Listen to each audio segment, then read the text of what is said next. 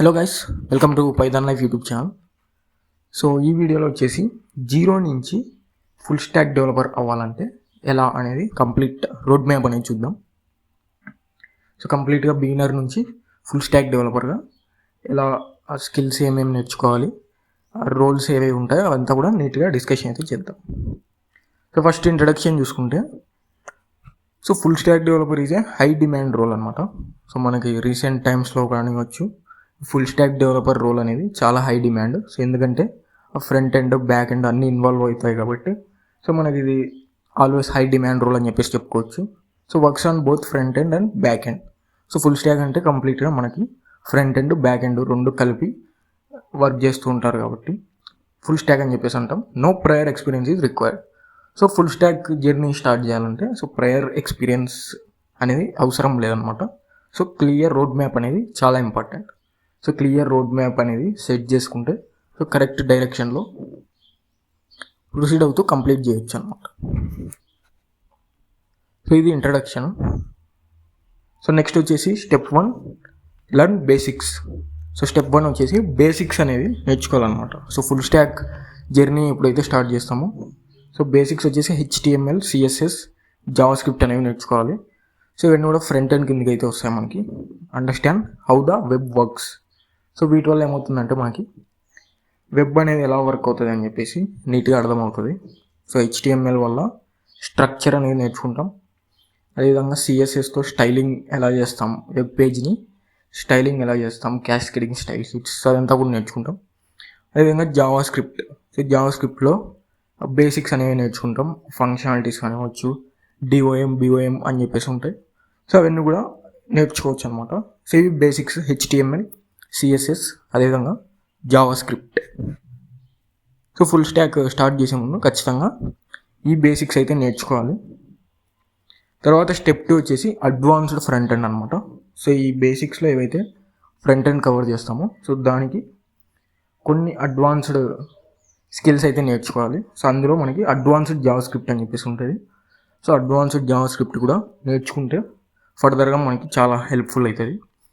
అదేవిధంగా React JS or Angular JS అని చెప్పేసి ఉంటుంది. So JavaScript frameworks. So front end frameworks కూడా నేర్చుకోవాలి. అదేవిధంగా responsive design. So responsive design ఎలా చేయాలి web pages. So responsive design అంటే మనకి ఆ వెబ్ పేజ్ మొబైల్లో ఓపెన్ చేసినా, ల్యాప్టాప్లో ఓపెన్ చేసినా కూడా రెస్పాన్సివ్గా రావాలన్నమాట డిజైన్ అనేది. సో ఎటువంటి ఇష్యూస్ లేకుండా సో అడాప్ట్ అయిపోవాలి స్క్రీన్ టైప్కి. సో అలా రెస్పాన్సివ్గా ఎలా వెబ్ పేజ్ని డిజైన్ చేయాలి అని చెప్పేసి రెస్పాన్సివ్ డిజైన్ గురించి అయితే నేర్చుకోవాలి. తర్వాత API ఇంటిగ్రేషన్ కూడా నేర్చుకోవాలి. APIs యూజ్ చేసి మనం ఎలా ఫెచ్ చేయాలి డేటాని, అదంతా కూడా API ఇంటిగ్రేషన్ గురించి కూడా నేర్చుకోవాలి. సో ఇది మనకి అడ్వాన్స్డ్ ఫ్రంట్ ఎండ్ నేర్చుకున్న తర్వాత సో ఇవన్నీ కూడా నేర్చుకోవాలి. అడ్వాన్స్డ్ ఫ్రంట్ ఎండ్ స్కిల్స్ కూడా నేర్చుకోవాలి. నెక్స్ట్ వచ్చేసి బ్యాక్ ఎండ్ డెవలప్మెంట్. స్టెప్ 3 వచ్చేసి బ్యాక్ ఎండ్ డెవలప్మెంట్ అనేది స్టార్ట్ చేయాలి. సో బ్యాక్ ఎండ్ డెవలప్మెంట్లో మనకి మళ్ళీ బ్యాక్ ఎండ్ ఫ్రేమ్వర్క్స్ ఉంటాయి. Node.js అండ్ Express.js అని చెప్పేసి కంప్లీట్గా బ్యాక్ ఎండ్ వర్క్లో ఇన్వాల్వ్ అవుతాయి. సో ఈ ఫ్రేమ్వర్క్స్ ఏవైతే ఉన్నాయో Node.js, Express.js కంప్లీట్గా బ్యాక్ ఎండ్లో ఇన్వాల్వ్ అవుతాయి. అదేవిధంగా REST APIs అని చెప్పేసి ఉంటాయి. సో REST APIs గురించి కూడా నీట్గా నేర్చుకోవాలి. అదేవిధంగా అథెంటికేషన్ అండ్ ఆథరైజేషన్ అని చెప్పేసి ఉంటుంది. సో అథెంటికేషన్ గురించి, అథెంటికేట్ ఎలా చేయాలి యూజర్స్ని, సో ఆథరైజేషన్ యాక్సెస్ ఎవరెవరికి ఇవ్వాలి, సో అలా యాక్సెస్ ఎలా ఇవ్వాలి, ఎలా అథెంటికేట్ చేయాలి అదంతా కూడా నేర్చుకోవాలి. అదేవిధంగా server side logic. So server side ఎలా హ్యాండిల్ చేయాలి, మొత్తం ఫ్రంట్ ఎండ్ బ్యాక్ ఎండ్ని సర్వర్ సైడ్ నుంచి ఎలా హ్యాండిల్ చేయాలి అదంతా కూడా సర్వర్ సైడ్ లాజిక్ కూడా నేర్చుకోవాలి. So front end back end complete అయిన తర్వాత డేటాబేసెస్ అయితే నేర్చుకోవాలి. డేటాబేస్లో MongoDB ఆర్ MySQL అని చెప్పేసి ఉంటుంది. సో MySQL అనేది చాలా ఫేమస్ అనమాట. చాలామంది MySQL అనేది నేర్చుకుంటూ ఉంటారు. MongoDB కానీ లేదంటే MySQL కానీ ఏదో ఒక డేటాబేస్ అనేది నేర్చుకోవాలి. అదేవిధంగా క్రూడ్ ఆపరేషన్స్ అని చెప్పేసి ఉంటాయి. సో క్రూడ్ ఆపరేషన్స్ కూడా చాలా ఇంపార్టెంట్. క్రూడ్ ఆపరేషన్స్ గురించి కూడా తెలుసుకొని సో క్రూడ్ ఆపరేషన్స్ ఎలా పర్ఫామ్ చేయాలి అంతా కూడా నేర్చుకోవాలి. నెక్స్ట్ వచ్చేసి డేటాబేస్ డిజైన్ అన్నమాట. సో డేటాబేస్ డిజైన్ గురించి కూడా నేర్చుకోవాలి. అదేవిధంగా డేటా మేనేజ్మెంట్. సో డేటా అనేది ఎలా మేనేజ్ చేయాలి, సో ఫ్రంట్ ఎండ్ కానివచ్చు, బ్యాక్ ఎండ్ కానివచ్చు, సో దానికి ఎటువంటి ఇంపార్టెన్స్ అనేది ఇవ్వాలి అని చెప్పేసి సో డేటా మేనేజ్మెంట్ గురించి కూడా కంప్లీట్గా అయితే తెలుసుకోవాలి. సో నెక్స్ట్ డేటాబేస్ తర్వాత వర్షన్ కంట్రోల్ గురించి అయితే నేర్చుకోవాలి. సో వర్షన్ కంట్రోల్లో గిట్ బేసిక్స్ అనేది నేర్చుకోవాలి. అదేవిధంగా Git hub usage. So Git hub usage అనేది కంపల్సరీ రావాలి. సో గిట్ హబ్లో చాలా ప్రాజెక్ట్స్ అనేవి అప్లోడ్ చేస్తూ ఉంటారు, చాలా రెపాజిటరీస్ అనేవి క్రియేట్ చేస్తూ ఉంటారు. సో గిట్ హబ్ అంటే ఏంటి, రెపాజిటరీస్ అంటే ఏంటి, ఎలా క్రియేట్ చేయాలి అదంతా కూడా నేర్చుకోవాలి గిట్ హబ్ యూసేజ్ గురించి. అదేవిధంగా కోడ్ కొలాబరేషన్ గురించి కూడా నేర్చుకోవాలి.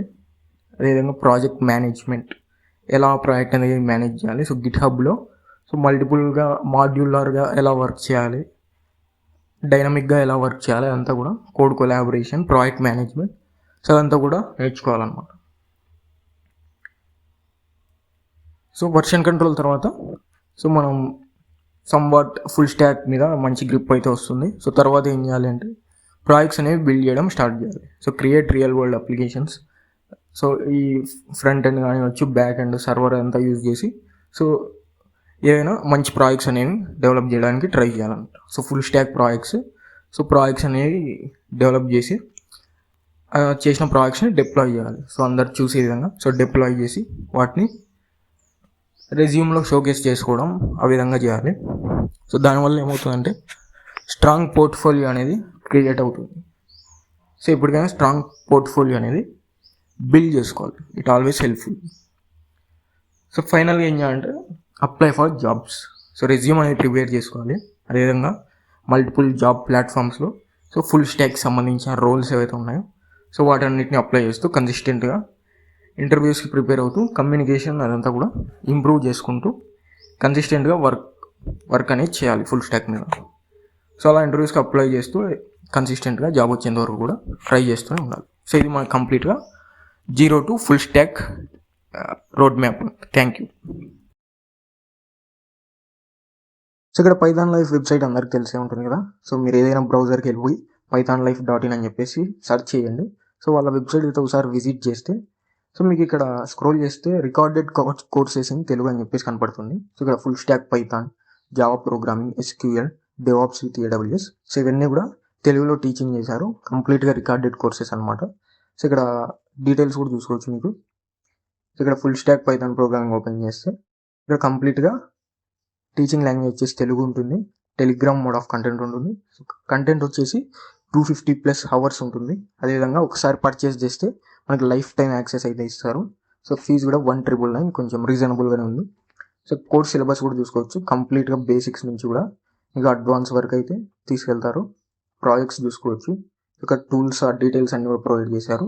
సో ఒకసారి ఎవరైనా ఇంట్రెస్టెడ్ ఉన్న వాళ్ళు pythonlife.in వెబ్సైట్ విజిట్ చేసి సో ఒకసారి అయితే చెక్ చేసి మీకు ఇంట్రెస్ట్ అయితే ఖచ్చితంగా పర్చేస్ చేసుకోవడానికి అయితే ట్రై చేయండి.